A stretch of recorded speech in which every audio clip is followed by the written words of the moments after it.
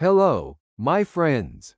Welcome to a brand new episode of English EchoLingo. I am your host, Mike, and I am so incredibly happy, truly honored, to have you here with me today. Before we say another word, I want you to do something very special for yourself. Wherever you are, maybe you are walking through a busy city. Maybe you are sitting on a quiet train, or perhaps you are in your kitchen making coffee. Just stop for a second. Take a deep breath in through your nose. Hold it. And let it out slowly. You are here. You showed up for yourself today. In a world that never stops moving, you chose to spend this time on your growth. That is the most important first step we can ever take. Today, we are going to dive deep into a topic that is very close to my heart. It is something every single language learner feels in their soul. But it is something not many people talk about honestly. We usually talk about grammar, vocabulary, or exams. But today, we are going to talk about the fire inside you, your motivation. More importantly, we are going to talk about the shadows. What happens when that fire starts to feel small? What happens when you feel tired, not just in your body, but in your mind? What happens when you look in the mirror after months of work and think, why do I still feel like I know nothing? If you have ever felt that way, I want you to listen to my voice right now. You are not failing. You are not slow. You are not bad at languages. In fact, you are exactly where you need to be. When you feel that frustration, when you feel that tired feeling in your brain, it is actually a beautiful sign.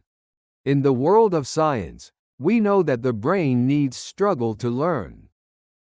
If English was easy, your brain wouldn't need to change. The fact that it feels hard is the physical proof, the evidence that you are becoming a smarter, more capable version of yourself. You are literally rewiring your mind. Think about a massive, beautiful mountain. It is the mountain of your dreams. When you stand at the bottom, the top is hidden in the clouds. It looks impossible. But you are brave, so you start walking. The first few steps feel great. But then, the path gets steep. Your legs ache. You look up, and the top still looks just as far away. You feel like you haven't moved at all. But, my friend, turn around. Look down the path behind you. You are no longer on the flat ground. The trees look smaller. The view is wider. You have climbed. You just couldn't feel it, because you were so focused on how much further you had to go.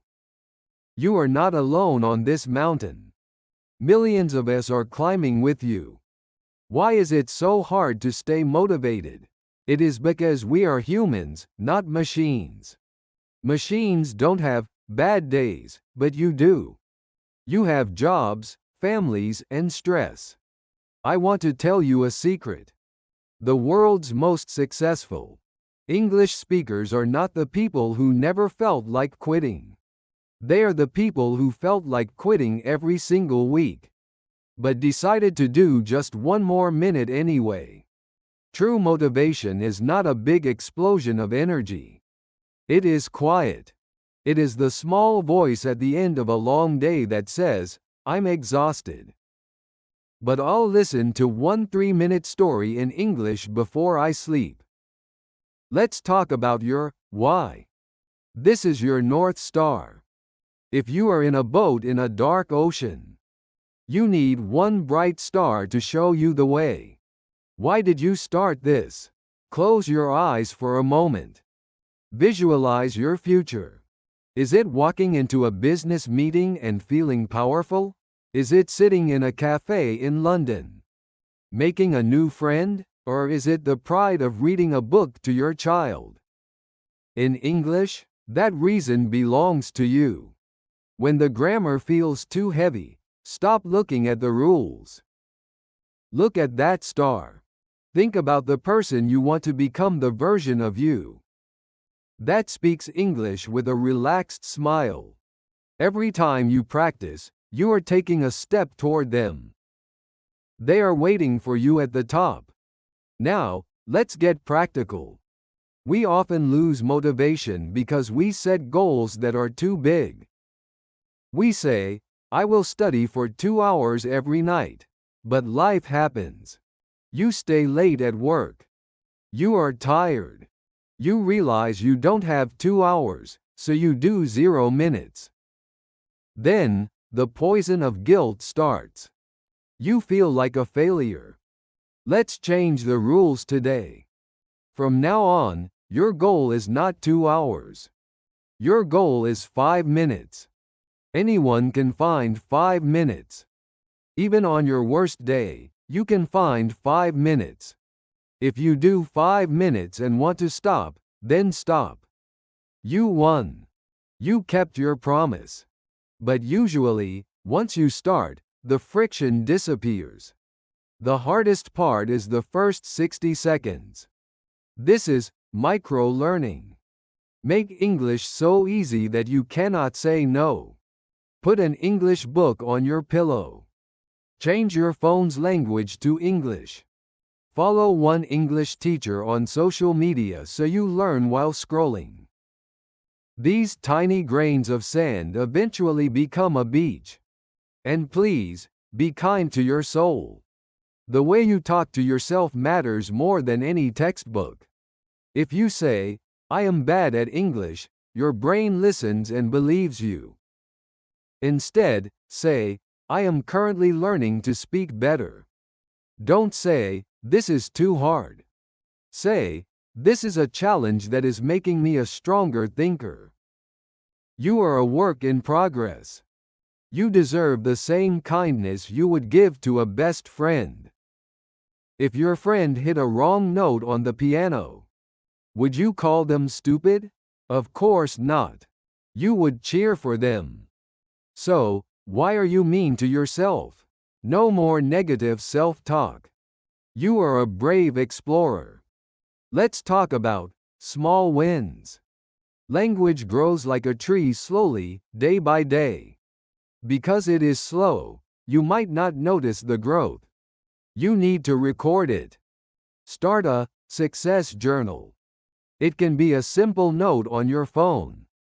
Every day, write down one small victory. Did you understand a joke? Did you remember a new word? Did you finish this podcast? In 1 month, when you have a bad day, look at that journal. You will be shocked at how much you have achieved. We are designed to forget victories and remember mistakes. We must fight that instinct. Celebrate the small stuff. I also want you to try something brave. Record your voice on your phone for 30 seconds. Talk about your day. Then, hide it. 2 weeks later, do it again. When you listen to those recordings side by side, you will hear the truth you are improving. You will hear your confidence and your rhythm. It is hard to argue with your own ears. Now, let's face the biggest fear mistakes. Imagine a baby learning to walk.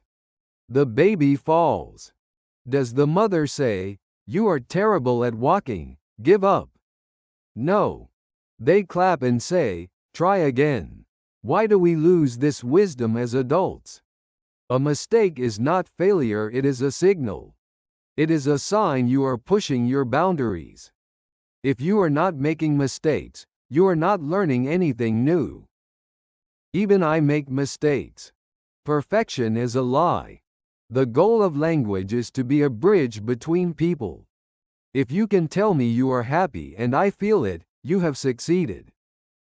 The grammar is just the paint on the bridge. The connection is the bridge itself. Speak, mess up, and laugh about it. People will be impressed by your courage, not your grammar. Make English fun. If it feels like a chore, you will stop. Connect English to what you love. If you love cooking, watch English recipes. If you love gaming, play in English. When you connect English to your passions, your brain stops seeing it as a subject and starts seeing it as a tool for joy. When you are smiling, you learn faster. You don't need more willpower, you need more interest. Finally, look toward the future. There are over 1.5 billion people speaking this language right now. When you learn English, you are receiving a golden key. Imagine a magnificent hall filled with people from every corner of the planet: Tokyo, Paris, Nairobi, Sydney. They are sharing stories and building the future. Without English, you are watching through the glass. But with English, you walk through the door. You join the conversation. You might get a job that changes your family's life. You might meet a soulmate. You might read a book that shifts your entire perspective. This is the freedom you are practicing for. It's about being a global citizen. You are doing something incredible. Many are too afraid to even attempt it. But you are a warrior of words. You have the heart of a lion because you are willing to be a beginner again. I am proud of you.